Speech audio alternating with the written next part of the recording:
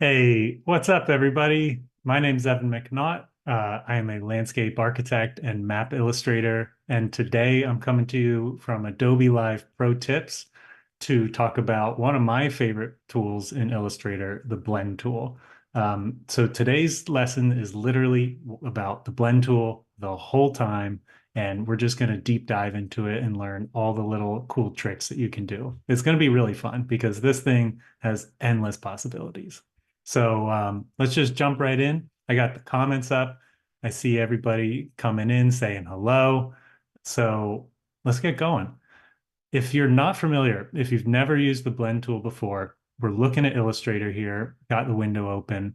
I've got a whole bunch of different exercises, and we're going to be working primarily here on the left side.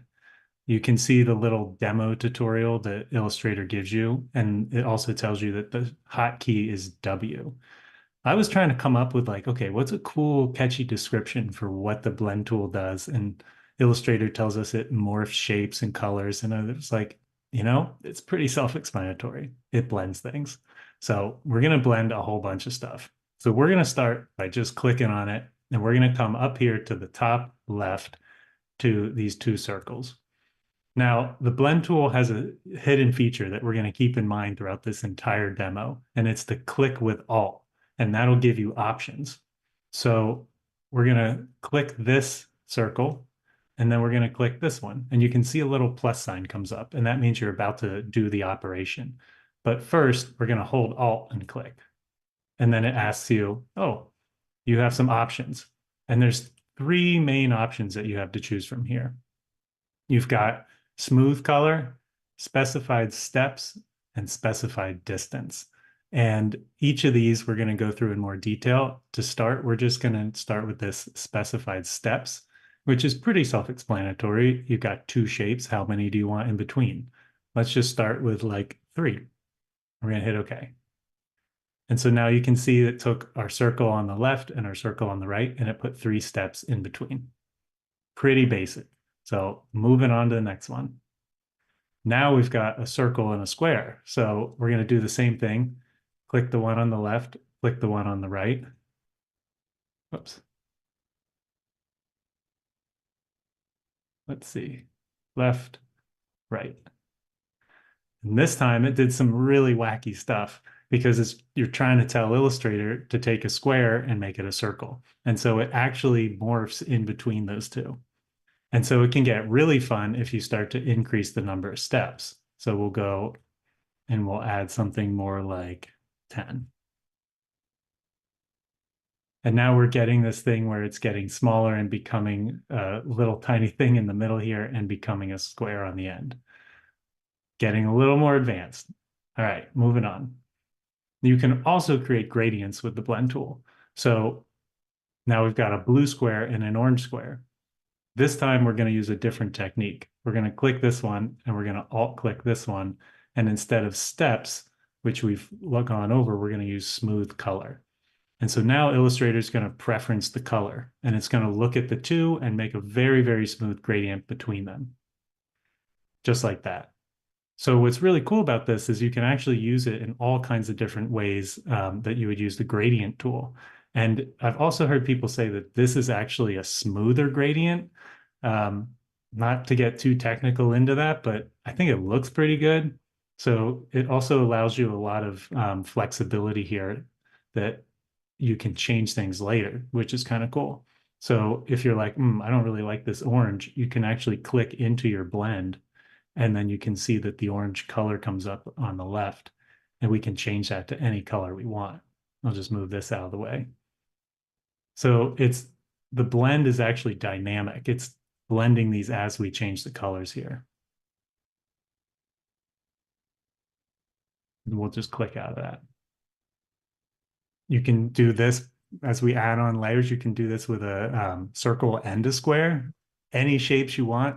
I'm just doing really basic stuff here, but you can blend between two shapes and colors. So now we've got a circle blending to a square. And so this starts to get pretty fun because now you can start creating things that actually look like they have depth and visual like interest and almost 3D, but everything's just perfectly flat. So we're going to do that over here. I've got 4 circles of different colors, and I'm just going to click between them in like a Z pattern here. And what you'll see what happens is we end up with this almost 3D effect, which is like really fun. And you could use this to create really fast logos, all kinds of cool graphics. It's basically endless. But what I love is that it's taking this orange circle and it's blending it with the teal one here, and it's bringing that line across and then down. So there's also some hidden features which are up in the menu. So if you were like, I don't really like the way that this looks. I want it to be flipped. So you can click on this and it selects the whole thing. It knows that it's a blend. And we go up to Object, Blend, and you get a couple things here. Release will just get rid of it. Blend options is what we've been using with our Alt key. Expand is going to break that and just turn it into outlines. Reverse is going to flip the colors, and then reverse front to back will actually change which one goes first. So we're going to do that and see what happens. And so now you can see orange is the furthest away from us, and this reddish color is the closest. So the other thing, because blends are dynamic, you can actually come into them and you can grab paths and change them. And it'll keep that gradient as we go. So it gets really, really fun, and it's really easy to change things as you're designing. So you never feel locked into anything. You could always change new colors. You can change the outline. You can change the path. Cool. Okay, moving on. Now we're getting a little fancy here, a little crazy. We got these roughened shapes. So they're just circles with a rough modifier. And I'll show you how we did that real quick. Just clicked on it, Object, effects, distort, roughen. I use this a lot to make things that look a little bit uneven. And so this one was just smooth with a high detail and a higher size, kind of like that. And the reason I want to show this is because the blend tool also works with things that have modifiers on it. So you're just adding another layer of like dynamic effects on here that you can change later. So if we wanted to blend these two, we can just click this one and click that one. Whoops. Let's do that. Instead of smooth color, let's do steps. And instead of 10, let's do 20. Okay, now we're getting some pretty cool effects. It almost looks like hair or something, like a fuzzy, like caterpillar. And so these are just circles though. And you could come in here and you could change them and change the roughen modifier that's attached. And you have this dynamic effect that the whole time you're able to go back and start over. And so if we undo that, we can also go between shapes that have modifiers and shapes that don't. So we could click that to the circle, back down here to the other rough one, and back to the circle. And so you can see we're getting that color gradient. We're changing shapes along the way. And we're also now changing between objects that are just outlines and objects that are more complex that have modifiers. Cool. Okay, let's do some strokes. So I don't know about you guys. I remember in like elementary school and like high school and math, we would always like got like addicted to drawing like ruler lines, and they would make these cool arcs. And so I was like, oh, I wonder if you could do that with the blend tool. So if we click this one and click this one, we get exactly that. And we'll just show that in a little more detail. Click and then Alt click. We're doing 20 steps, and we're just keeping we want to keep this as steps because the color is sort of irrelevant, doesn't matter. And we don't want to do distance. We'll get into that in a little bit. And so what's really cool about this is that we can also change the stroke later and it'll continue that blend. So if we hop in here and we increase this stroke to say a 4 and decrease this stroke to something like 0.5, you can see that we're getting the blend between the one that's vertical and the one that's horizontal, and those gradients in that width. So that's a really helpful tool too. The other thing that's really fun is you can actually blend between things like arcs, and then later on you can change the size of them.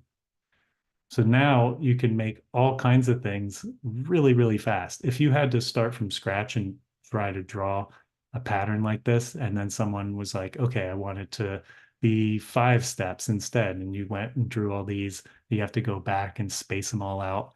It's just a really fast workflow time-saving tool. All right, so we got all of those. We got a bunch more. This is where it starts to get really cool, in my opinion. We've got the word blend written twice, and this is going to be like a 20th Century Fox kind of effect. We're going to click the one in the back and then click the one in the front. And let's actually do that with, let's see, let's add more. I don't really like how jagged that is, so let's do something like 50. Okay. Now we're going to change the color of the blend in the front to something a little bit lighter. Oh, yeah. All right. So that's pretty cool. Now we've got a 3D text effect, and all we did is blend between two colors. And as I mentioned before, because this is dynamic, you can come in here and you can change how this looks. You can move those anchor points around. You could make it really short and squat. I mean, that's pretty nice because it's easy to read. Or you could do something like really, really elongated. So now you could do something where it's actually growing and expanding towards the camera, and that's really simple. We're just going to blend between a big font in the front and a small font you can see behind it. So let's try that. Nice. Now this one's a little different because it has a stroke on the first or in the font in the front. And so what it's actually going to do is it's going to blend between the stroke and the font in the back that doesn't have a stroke. So I'll show you that again. So we'll click this one and click this one. And it adds a nice effect. If you really get in here, you can see that the stroke gets smaller as it goes to the back, which adds a little bit extra depth. It just adds like that cherry on top that as it gets closer, the stroke's getting bigger. And I think that's a really nice one. All right, moving down. So these are a little less graphic, but I want to show them to you because there's some really cool techniques you can keep in mind. So let's change this down to something like 8. We'll do 8 steps between a diamond and a square. And it's going to make this like cool optical illusion twisting pattern. And remember, we can change any of this at any time. So we're going to click into our blend and we're actually going to rotate our square in the middle. And now we can create all kinds of patterns live and sort of test things out and experiment. Also means you can scale things. So if we start pulling this, all of a sudden this box is almost like opening up in front of us. I was having so much fun, to be honest, testing all these out for this stream. I was like, oh, wow, that's really fun. And I just sat here and was like twisting it and twisting it, see all the crazy shapes it would make. So the other thing that I like to do with it is I will use the blend tool to make shadows. And so imagine you're looking down at like a cube or something, and we've got this shadow in nice dark here. And if we pull that back, make it look a little more real, that's sort of your classic drop shadow effect.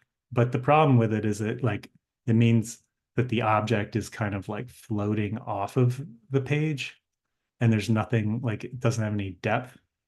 So in this case, I want to actually blend between two objects and make a shadow. So I'm going to blend between two blacks. And this time I'm going to alt click. And instead of steps, I'm going to do distance. And I'm going to make it a really, really small distance. So this is going to be the spacing between them.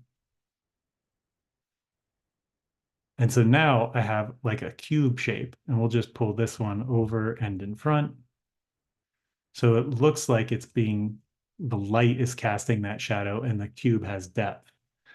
And we can also change the opacity of a blend and it'll change the entire thing rather than each one. So you don't get any overlap. So that's like the effect for creating some shadows. And you can also do this on groups. So imagine you're looking at a whole bunch of buildings or cubes or something like that. So we will take the one on top. I'm just going to copy it because I want to paste it back on top of itself later. We'll make them both black, and then we're going to blend between the top and the bottom. Control F to paste it back on top, and then change the opacity to bring it down. Now we've got this very, very fast effect of looking like these things are casting shadows, this kind of cool vector shadow on a page. And we don't have to deal with drop shadows, which can also slow your computer down. Sweet. Okay, moving on. Now we're going to do a color on a stroke, and we're going to change some effects later to change the way it looks.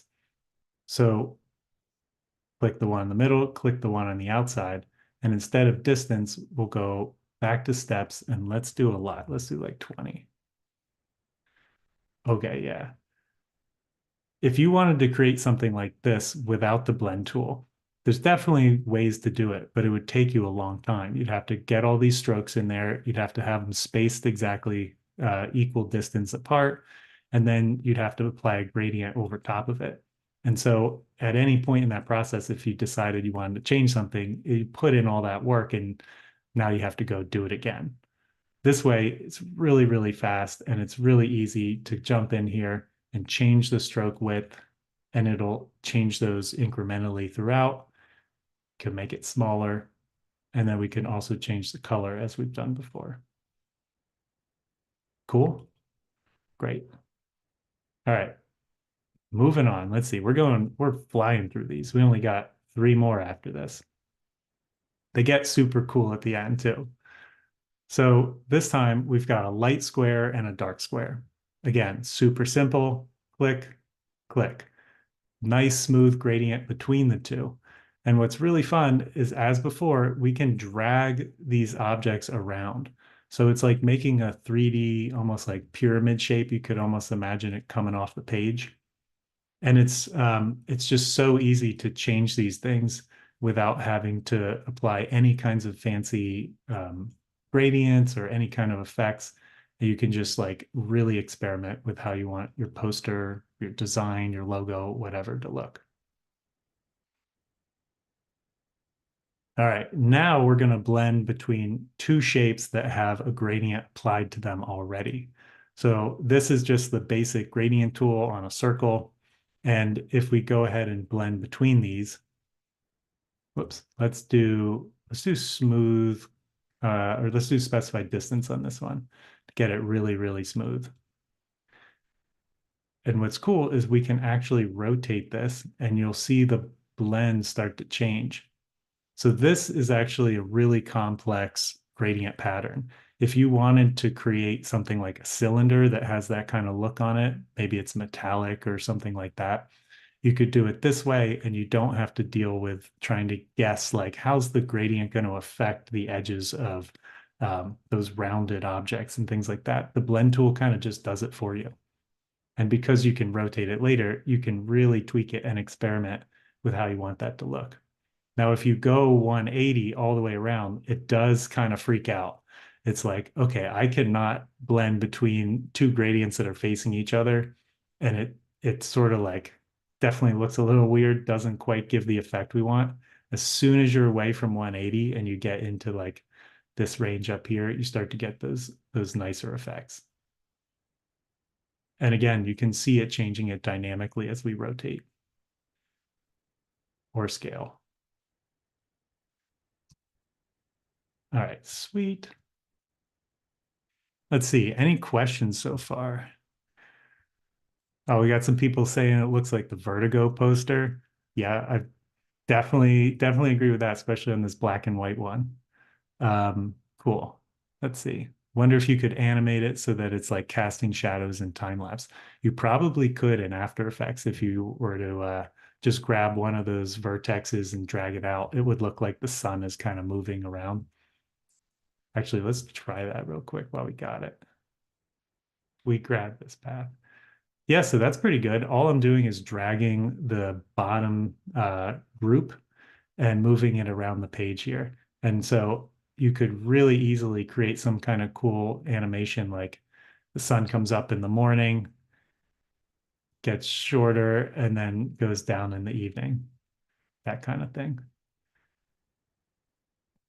Like I said, I just had so much fun playing with all these, and it's like it's almost fun to just experiment and see what it does in a lot of use cases. All right, so this one now we've got a bunch of little circles here. They all have a different color gradient on them, and we've got the same thing at a larger scale. So we're going to blend between the two, and we're going to try to create like a really cool looking 3D effect. So we'll use specified distance, and we're going to keep it really small again to get a nice smooth gradient between the two. And we'll see what that does. Sweet. Okay, so now we've got these like almost projectile like things coming at the camera. And because it's all dynamic, we can move any of these around and it'll change the design. And it really, really starts to give that like 3D look, even though we're just using gradients on a 2D page. So there's like one last thing, which is just super fun and so crazy. I haven't really figured out how to use it yet. I just want to show you guys so that you might be like, oh my God, I've been trying to do this thing for like months now. I couldn't figure out the best way to do it. Maybe you have some cool poster design you've got. Basically, we're gonna take this really wacky 3D extrusion of color and we're gonna apply it to a stroke. So the first thing is we're going to use this word blend, which I very jankily wrote out here in the pen tool. It's not my finest work, but it'll do for this. We're going to scale this down to an appropriate size so that you can kind of imagine what it would look like. Let's just make sure. Yeah, see, I got a fill on there. We got to turn that off. So now we're going to click on our blend and we're going to click on that stroke. And we're going to come up here to Object, Blend. And then there's this really cool thing here that says Replace Spine. So when we click that, it's going to take our wacky blend and it's going to actually move it around that stroke. Nice. I have no idea why you'd want to do this. Maybe it's like a kid's birthday party or you make balloon animals or something like that. But it allows you to do some really fun stuff. I hope that you can find a use case for this somewhere. If you do, post it, tag Adobe, tag me. I really want to see what somebody creates using this. I have no idea. It's kind of like a roller coaster thing. Maybe it's for an amusement park. Who knows? But yeah, those are 20 awesome examples of how to master the blend tool. I had a ton of fun learning all these with you because for this lesson, I had to seriously go like, okay, what could I do with this? What could I do with that? And that's really what it's really what Illustrator, Photoshop, all the Adobe programs are really about. It's about experimenting. It's about learning new things. And anytime somebody asks you a question, it forces you to take a deep dive at what you know and then explain it simply. So it's a great way to learn and pass on info. If anyone has any other questions, put them in the chat. Otherwise, my name's Evan McNaught. Thank you so much for joining us today for mastering the blend tool. See ya.